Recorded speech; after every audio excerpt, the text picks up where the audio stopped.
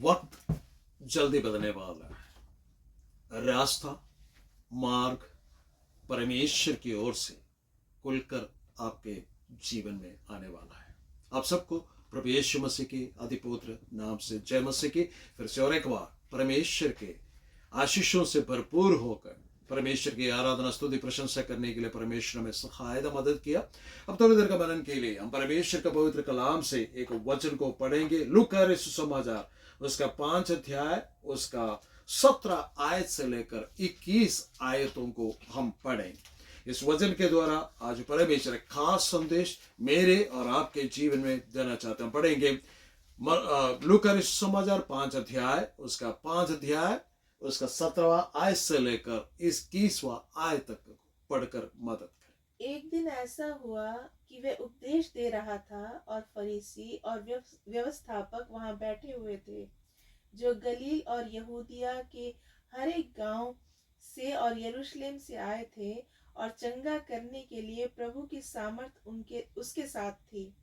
उस समय कई लोग एक मनुष्य को, जो लकवे का रोगी था, खाट पर लाए और वह उसे भीतर ले जाने और यीशु के सामने रखने का उपाय ढूंढ रहे थे। पर जब भीड़ के कारण उसे भीतर न ले जा सके, तो उन्होंने छत पर चढ़कर और खपरेल हटाकर उसे खाट समेत बीच में यीशु के सामने उतार दिया। उसने उनका विश्वास देखकर उससे कहा, हे मनुष्य, तेरे पाप क्षमा हुए। तब शास्त्री और फरीसी विवाद करने लगे, यह कौन है जो परमेश्वर की निंदा करता है? परमेश्वर को छोड़ और कौन पापों को क्षमा कर सकता है? धन्यवाद। इन वचनों को पढ़े जाने से, सुने जाने से परमेश्वर में आशीष बरकत है। ये जो अनुच्छेद, जो बाइबल के वचन को हमने पढ़ा है, हम में से ज्यादातर लोग इस वचन को कई बार मुंह जबानी भी याद रखते हैं, कई बार हमें इस घटने के विषय में जानकारी है। कुछ लोग मिलकर एक लकवे के मरा हुआ व्यक्ति को लेकर आते हैं, क्योंकि प्रभु यीशु मसीह कफरनहूम में है। वहां पर प्रभु यीशु मसीह के द्वारा परमेश्वर के चंगाई लोगों के जीवन में आ रहे थे, और यीशु मसीह को पकड़ने के लिए, यीशु मसीह को उसके बातों से, उसके कामों से पकड़कर उसे उलझाने के लिए भी धर्म के शिक्षक, गुरु लोग भी वहां पर उपस्थित थे। तो वहां पर उस व्यक्ति को लेके आते हैं, लेकिन वो परमेश्वर के पास या प्रभु यीशु मसीह के पास उस व्यक्ति को पहुंचा नहीं पाते हैं। तो वे कपरेल खोलकर उसे प्रभु के सामने रखते और प्रभु से चंगा करते, प्रभु उसके पापों को क्षमा कर देते। आज सुबह का वक्त परमेश्वर का आत्मा मुझसे और आपसे इन वचनों के द्वारा इसी विषय में बातचीत करना चाहते हैं कि परमेश्वर के द्वारा खुलने वाला रास्ता का कुछ विशेषता, इस विषय में परमेश्वर हमसे बातचीत करना चाहता है। परमेश्वर जब मार्ग खोलते हैं, परमेश्वर जब हमें आशीष देने लगते हैं, तो उसमें कुछ विशेष बातें होते हैं। यहां पर उन लोगों के लिए मार्ग नहीं था। सबसे पहले जो है, वहां पर इस बात को हमें देखने को मिलता है कि यीशु मसीह उस घर के भीतर थे और यीशु मसीह के पास पहुंचने का रास्ता नहीं थे।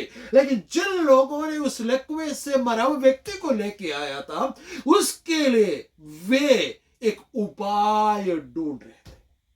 मैं परमेश्वर के आत्मा से होकर आपसे यूं कहना चाहता हूं, जब तक मैं और आप परमेश्वर का सम्मुख में विश्वास के जीवन में जब तक हम प्रयत्न नहीं करते हैं, जब तक हम हमारे पूरी तरह से परमेश्वर के साथ हमारा सहयोग नहीं डालते, तब तक परमेश्वर हमारे लिए काम, एक आश्चर्य कर्म नहीं कर सकते। जब तक हम परमेश्वर के साथ सहभागिता में नहीं आते हैं, तब तक परमेश्वर हमारे लिए कोई काम नहीं कर सकते। प्रभु यीशु मसीह के पास कई लोग आकर प्रभु यीशु मसीह से पूछा, प्रभु यीशु मसीह हमारी मदद करो। तो परमेश्वर ने, प्रभु यीशु मसीह ने यह सवाल किया कि तू क्या चाहता कि मैं तुम्हारे लिए करूं। यहां पर भी हमें यह देखने को मिलते हैं,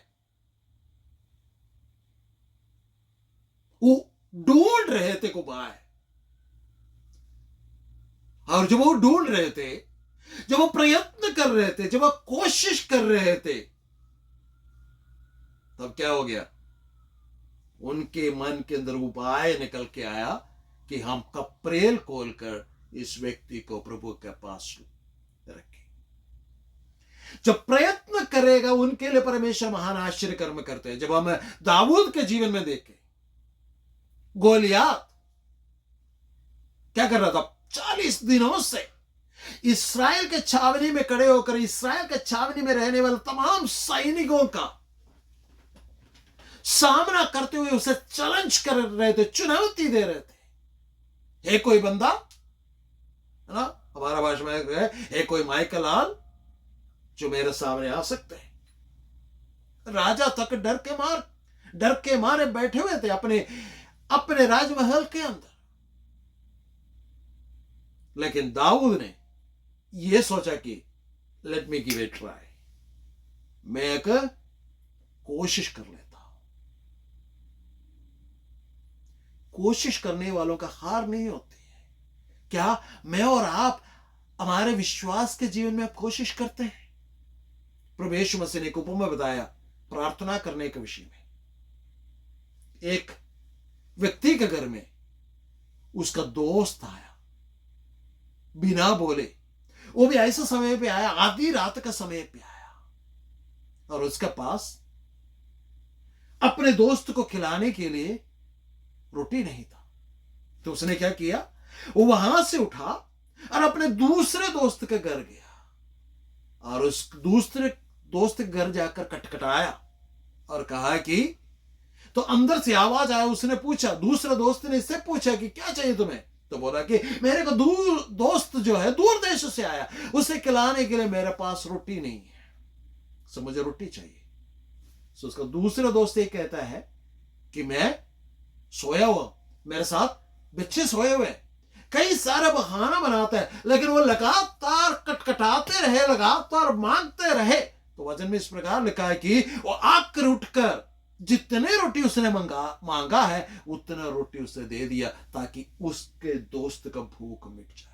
मैं परमेश्वर का आत्मा से होकर आपसे यूं कहना चाहता हूं, आज सुबह का वक्त परमेश्वर यूं कहना चाहते कि जब मैं और आप परमेश्वर का सम्मुख में विश्वास के द्वारा जब हम प्रयत्न करते हैं, जब हम विश्वास करते हैं, हमारे विश्वास को काम में लाते हैं, जब हम प्रयत्न करते हैं, हमारा परमेश्वर हमारे लिए कार्य करते हैं। पत्रोस ने प्रभु यीशु मसीह को पानी के ऊपर चलते हुए देखा और उसने कहा कि प्रभु यदि तुम है तो मैं भी पानी पे चलना चाहता हूं। प्रभु यीशु मसीह ने बोला आजा। उसने विश्वास के द्वारा अपना पैर उठाकर पानी पर रखा और पानी के ऊपर वो चलने लगा। जब उसका नजर प्रभु यीशु मसीह से हटा तो वो नीचे डूबने पर पहुंच गया। मैं आपसे कहना चाहता, जब तक हम विश्वास के साथ प्रभु यीशु मसीह का सहभागिता के साथ जब हम आगे नहीं बढ़ते, तब तक परमेश्वर हमारे जीवन में बड़े बड़े आश्चर्य कर्म नहीं कर सकते। जो परमेश्वर एक मार्ग खोलते हैं वो ऐसा रास्ता होता है जो कभी किसी ने नहीं देखा। ये लोग वहां उपाय ढूंढ रहे थे, तो उनका मन के अंदर एक आइडिया आया कि कपरेल खोलकर रखे। परमेश्वर जब कोई कार्य करता है वो किसी के दिमाग में नहीं आता कि इस व्यक्ति के लिए परमेश्वर ऐसा कार्य कर सकता है। जब वो कुरिन्थियों का पत्र में लिखा, परमेश्वर अपने प्रेम रखने वालों के लिए जो बातें रखी है, किसी का आंखों से देखी नहीं, किसी का कानों से सुनी नहीं और किसी के चित्त में कभी चढ़ी नहीं, वैसे कार्य परमेश्वर करते हैं। अगर हम नया नियम का किताब को पढ़कर देखें, अलग अलग जगह पर अलग अलग अंधों को प्रभु यीशु मसीह ने चंगा किया है, लेकिन सबका कहानी, सबके जीवन में उनके अंधापन हटाने का तरीका अलग था। किसी को प्रभु यीशु मसीह ने क्या किया? थूका और उससे मिट्टी सानी और उसके आंखों पे लगाया और बोला कि जाके धो ले। किसी को बोला तेरे विश्वास ने तुझे चंगा किया। किसी का आंखों पर प्रभु यीशु मसीह ने हाथ रखकर उसे चंगा किया और उसे पूछे कि तू क्या देख रहा है? तो बोला कि मनुष्य को मैं पेड़ों का जैसा देखता हूं। और पौलुस से पूछे, पौलुस ने कैसे आंखों में अपना चंगाई प्राप्त किया? हनन्या नाम का कोई आया, उसके सिर पर हाथ रखा और प्रार्थना किया, उसके आंखों से कुछ गिरा और उसका अंधापन हट गया। सो परमेश्वर का कार्य करने का, परमेश्वर का काम करने का, आपका जीवन के लिए, मेरे जीवन के लिए कार्य करने का तरीका अलग अलग लोगों के लिए अलग अलग तरीके से है, अलग अलग अनोखे तरीके से है। इस लिखवे के मानव व्यक्ति के लिए भी परमेश्वर की ओर से जो मार्ग खुल कराया, जो रास्ता खुल कराया, वो रास्ता अनोखा था। किसी ने भी वो रास्ता के विषय में कभी सोचा नहीं था। मेरा बोलने का मतलब पहला बात यही है, परमेश्वर जब आपके लिए मार्ग खोलते हैं, उसके विषय में कभी किसी ने सोचा भी नहीं होगा। आमीन। दूसरी बात, जहां मार्ग नहीं है वहां मार्ग खुल कर आता है। क्या वो अंदर जा सकते थे? नहीं, बहुत भीड़ थे, वहां कोई रास्ता नजर नहीं आ रहे थे। लेकिन जब उन्होंने विश्वास के द्वारा प्रयत्न करने लगा, जब वो ढूंढने लगा, परमेश्वर ने ऐसे को ऊंचा मार्ग उनके लिए खोल के दिया जो सबके सिर के ऊपर से है। मैं आपसे परमेश्वर की आत्मा से होकर कह रहा हूं कि आप पिछले 11 महीने से परमेश्वर उस आशीष का रास्ता कब ढूंढ रहे, परमेश्वर का समूह प्रार्थना कर रहे कि प्रभु मेरे लिए मार्ग खोल के दो, प्रभु मेरे लिए मार्ग खोल कर दो, मुझे बताओ। लेकिन मैं आपसे कहना चाहता हूं, परमेश्वर को समय आ गया है जब वो परमेश्वर मार्ग खोलते हैं, तमाम लोगों के या तमाम लोगों से भी ऊंचाई से मार्ग खुलता है।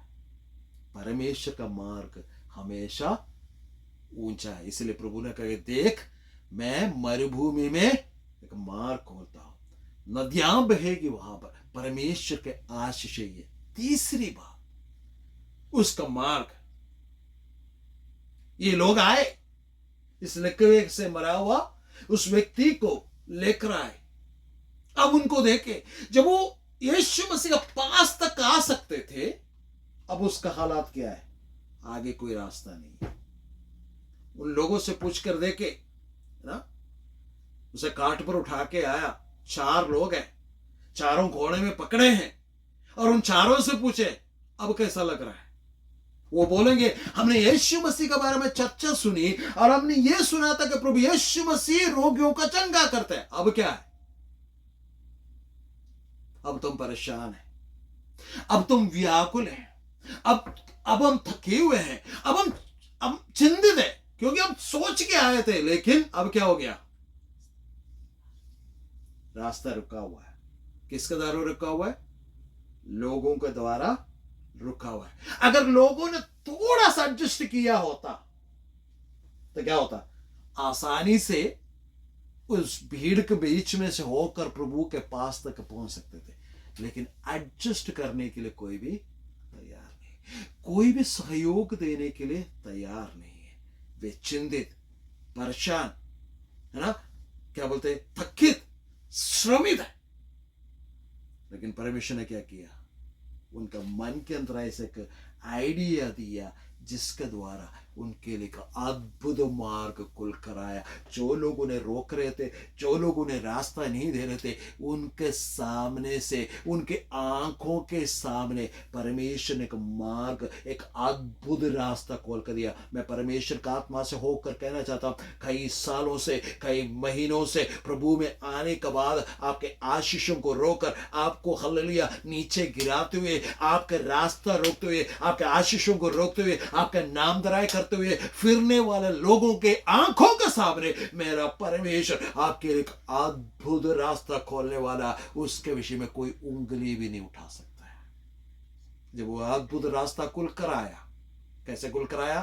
खपरेल खोलकर उसे रखना पड़ा। खपरेल क्या होता है? छत, घर के छत खोलकर।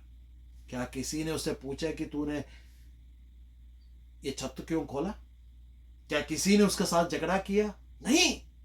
एक अद्भुत रास्ता परमेश्वर ने खोला है, उसके विषय में कोई भी अपना उंगली नहीं उठाएगा। मैं परमेश्वर का आत्मा से होकर आपसे कहना चाहता हूं, आपके लिए परमेश्वर का अद्भुत रास्ता खोल रहे, जिसके विषय में कोई भी आपको उंगली नहीं उठाएगा। कोई भी एडजस्ट करने के लिए अभी तक तैयार नहीं थे। सबने सोचा कि इसको हम दबा के रखेंगे, लेकिन परमेश्वर का समय पर उस व्यक्ति को परमेश्वर के पास पहुंचने के लिए एक रास्ता खुल कर आया। ये रास्ता कैसे खुल के आया? लास्ट बात बोलकर मैं बंद करना चाहता हूं। किसी का भी सहायता के बिना, वहां पर खड़े हुए उनमें से कोई भी उसका सहायता नहीं किया, किसी ने भी सहायता नहीं किया। जैसे कि हमने पिछले बार हमने सीखा था, जक्कई प्रभु यीशु मसीह को देखना चाहा, लेकिन भीड़ के कारण वो देख नहीं पाया।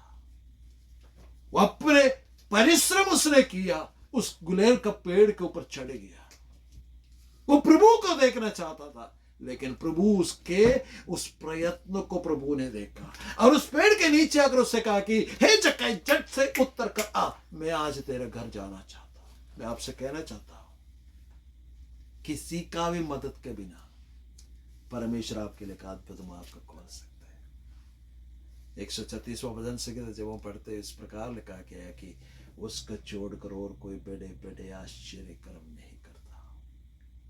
इसके लिए हमें क्या चाहिए? विश्वास चाहिए। जब उसे वहां पर लाकर रख दिया तो क्या हुआ? प्रभु ने उसके सिर्फ रोगों को ही नहीं, उसके तमाम पापों को भी क्षमा कर दिया। मैं आपसे कहना चाहता हूं, आपके जितने भी पाप है, जब आप परमेश्वर का सम्मुख आते हैं, मेरा प्रभु यीशु मसीह आपका पापों को क्षमा करते हैं। लोग शायद आपके पापों को, लोग शायद आपके हालेलुया उन गलतियों को माफ नहीं कर पाते होंगे, भूल नहीं पाते होंगे, लेकिन मेरा प्रभु यीशु मसीह आपके पापों को क्षमा करते हैं। आपके भूल चूक को प्रभु यीशु मसीह हालेलुया भूल जाते हैं, और प्रभु यीशु मसीह अपना अद्भुत हाथ बढ़ाकर आपके जीवन में चंगाई और आपके जीवन में पाप क्षमा देकर आपके लिए मार्ग खोल कर रखते हैं। इसलिए आज जैसे हम इस 12वां महीना में प्रवेश होने वाला है, तो प्रभु यीशु मसीह का आत्मा हमसे, मुझसे और आपसे यूं कहना चाहते हैं, परमेश्वर ने आपके लिए एक अद्भुत रास्ता खोल कर रखा है। वो जो किसी के आंखों से देखी नहीं, किसी के कानों से सुनी नहीं, किसी के चित्त में कभी चढ़ी नहीं, क्योंकि परमेश्वर आपसे प्रेम करते हैं। परमेश्वर आपके जीवन के तमाम हालेलुया उन परेशानियों से आपको हटाकर आपके जीवन में आशीष उतारना चाहते हैं। लेकिन सवाल है ये, क्या मैं और आप उस प्रभु यीशु मसीह के साथ सहभागिता के साथ चलना चाहते हैं? क्या और मैं और आप, मेरे और आपके जीवन में दिवस विश्वास को काम में लाना चाहते हैं? याकूब कहते हैं, तो कहते कि विश्वास है, तो विश्वास अपने कर्म के द्वारा प्रकट करो, प्रयत्न करो, और ताकि हम परमेश्वर के उन आशीषों को प्राप्त कर सके। इन वचनों के द्वारा परमेश्वर में आशीष और बरकत है।